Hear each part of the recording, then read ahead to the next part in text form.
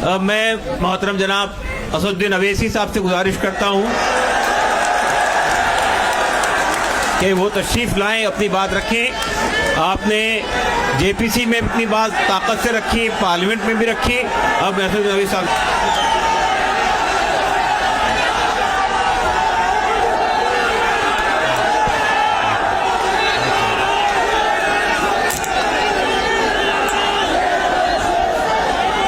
بسم اللہ الرحمن الرحیم.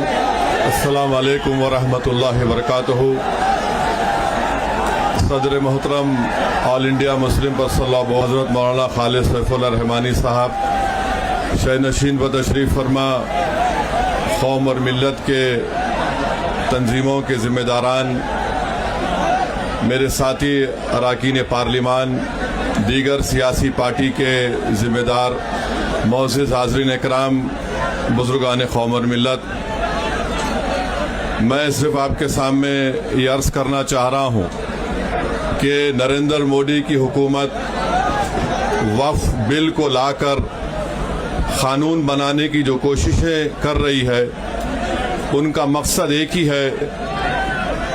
وزیر اعظم کا مقصد ایک ہی ہے کہ مسجد اور مندر کے نام پر عوام ہمیشہ لڑتے رہے، اور اس بل کا مقصد یہ نہیں ہے کہ وقف کی جائیدادوں کو مضبوط کیا جائے. آپ خود اندازہ لگائیے کہ ہندو دھرم کے ایک بہت بڑے جورسٹ ہیں بی کے مکھرجی کی کتاب میں لکھا گیا کہ ہندو دھرم میں بائی کسٹم بائی یوسیج وہ مندر کی جائیداد بن سکتی ہے.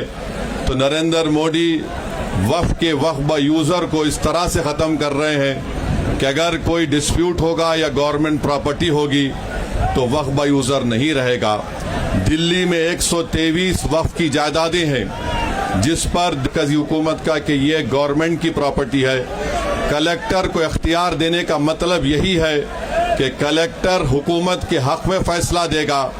جس مسجد کے امام ہمارے بھائی مرکزی حکومت کہتی ہے کہ وہ گورنمنٹ کی پراپرٹی ہے، اگر کل خدا نہ خواستہ یہ قانون بنے گا تو کوئی بھی جا کر مرکزی حکومت کی طرف سے، دلی سرکار کی طرف سے وہاں پر ایک نوٹس لگا دے گا کہ یہ وقف کی پراپرٹی. ہبا کو نکال رہے ہیں، ٹرانسفر آف پراپرٹی میں ہبا ہے مگر کوئی گفٹ نہیں کر سکتا وقف کی جائیداد کو.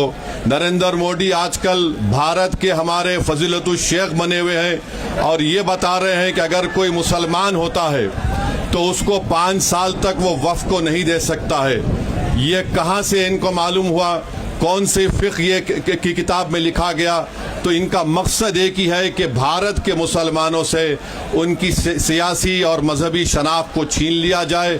میں آپ کو چھیننا، ایویکیو پراپرٹیز کو چھین لینا، یہ مقصد نریندر مودی کی حکومت کا ہے.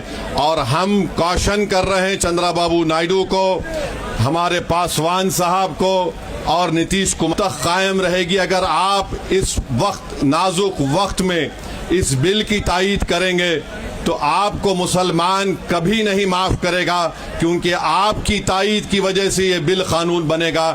اس لیے ہم ان سے بھی کہہ رہے ہیں کہ آپ اس غیر انکانسٹیٹیوشنل بل کی تائید مت کریے.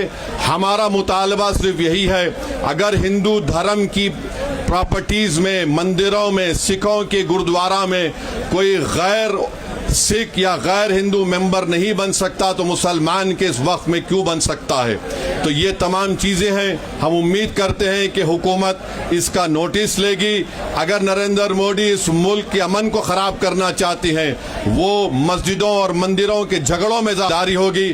میں یہاں پر شکریہ ادا کرنا چاہوں گا ہمارے جوائنٹ ورکنگ کمیٹی پارلیمنٹ کے تمام اراکین کا، اور خاص طور سے کلیان بنرجی صاحب کا، ٹی ایم سی کے راجہ صاحب کا، ڈی ایم کے کا، ہمارے ناصر بھائی کا اور محب اللہ ندوی صاحب کا. ہم نے تمام بڑی کوششیں کی، ہم نے اپنی ڈسنٹ رپورٹ کو دیا.